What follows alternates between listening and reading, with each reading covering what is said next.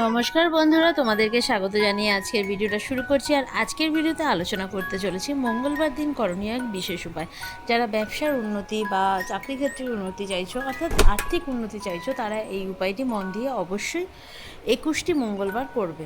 এবং 21টি মঙ্গলবারের মধ্যেই তোমরা যেদিন থেকে শুরু করছো সেদিন তোমাদের অর্থনৈতিক অবস্থা কেমন, আর 21টি মঙ্গলবার করার পর তোমাদের অর্থনৈতিক অবস্থা কোথায় গিয়ে দাঁড়াচ্ছে সেটা কিন্তু তোমরা নিজেরাই বুঝতে পারবে।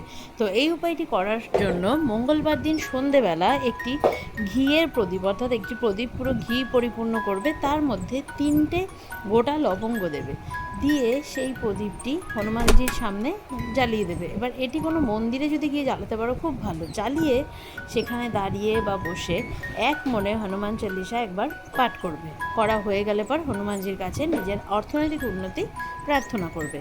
মন দিয়ে এই উপায়টি যদি করতে পারো পরপর, তাহলে কিন্তু অবশ্যই দেখবে যে আর্থিক সংকটগুলি রয়েছে সেগুলো কাটিয়ে উঠে নিজে কিন্তু অর্থ লাভ করবে।